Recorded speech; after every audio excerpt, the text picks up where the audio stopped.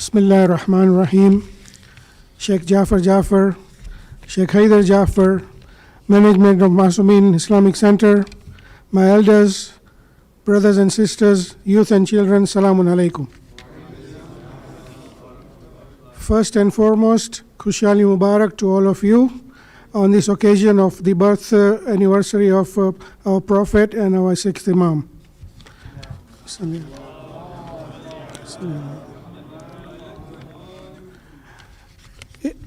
It is my privilege and honor to welcome Dr. Sibtain Panjwani here this evening.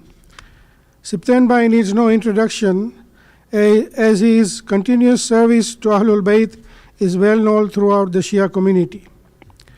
He is a dental surgeon by profession with a special interest in medical law and ethics, and having obtained an MA from King's College London and a PhD in law at the University of Essex. He held the position of the Secretary General of the World Federation from 1996 to 2003, serving with Marhumullah Asghar Sahib, and has also been past president of Essex Jamaat and vice president of Co-Age Council of European Jamaats. Dr. Panjwani is the author of the Khoja Shia of East Africa, The Quest for a New Socio-Religious Identity, 1860 to 1960. In it, he has captured 100 years of our Khoja Shia history, the migration that turned into a quest for faith, identity, communal happiness, and economic stability. It traces the origin of the Khoja community as well as its twists and turns before finally emerging as the Khoja Shia. It is a remarkable contribution and must be read for everyone who wants to know their Khoja heritage. Finally, earlier this year, he was awarded the prestigious Husseini Medal at the 75th Recent Africa Federation Conference.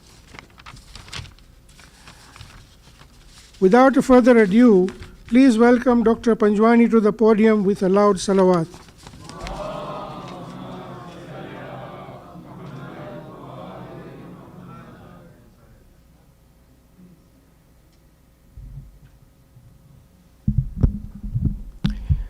Bismillahir Rahmanir Rahim. Wala hawla wala quwwata illa billahi al-ali al-azim.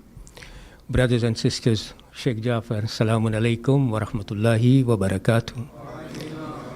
Thank you very much, Ghulam Bhai, for this intro, and thank you very much for the Masumin Center Executive Management Committee for allowing me a few minutes to talk about this book titled Khoja Shia of East Africa, Their Socio-Religious Identity. Now, it is also fitting, by the way, to thank you all, particularly the global community, for if you were not in existence, I would not have been the author of this particular book. So thank you very much. Now it is, the question is, why should you buy this particular book? So I have a couple of messages that I want to pass on to you so that we can understand the value of this book.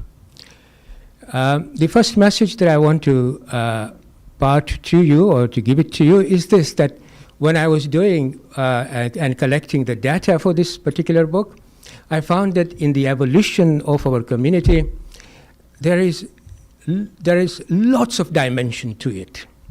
And what I have done is that I have created a narrative and put up a story, weave all these dimensions together, and make it very interesting for you to read, for both young and old, as well as male and female.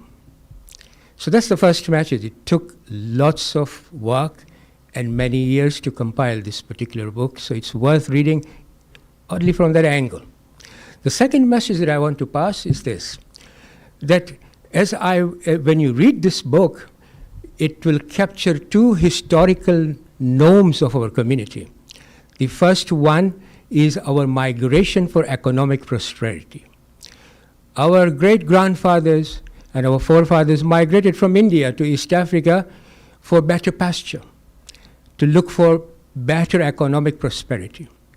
And when you see this book, when you read this book, you will find in the statistics section that by 1960, our population, collective population of Khoja Shia Asheries in East Africa, that is Tanganyika, Zanzibar, Kenya, and Uganda, was only 10,000. But they set up 1,000 different businesses.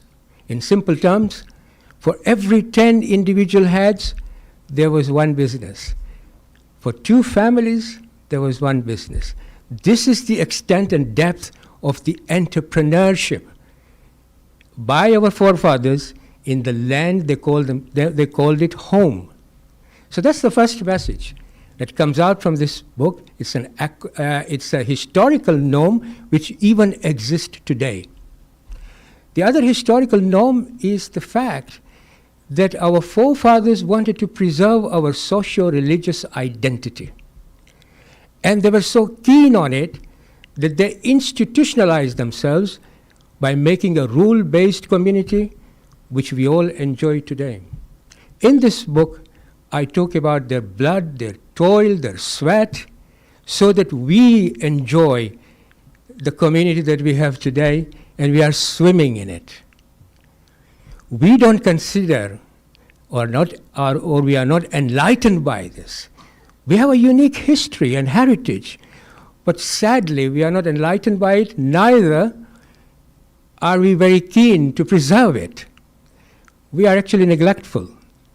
And sadly sometimes when somebody makes a joke about Khoja Shia Asheries, we also laugh.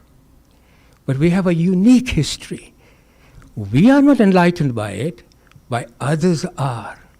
They are enlightened by the fact that our forefathers changed their belief and left the security and comfort of a large Khoja community and made their own community.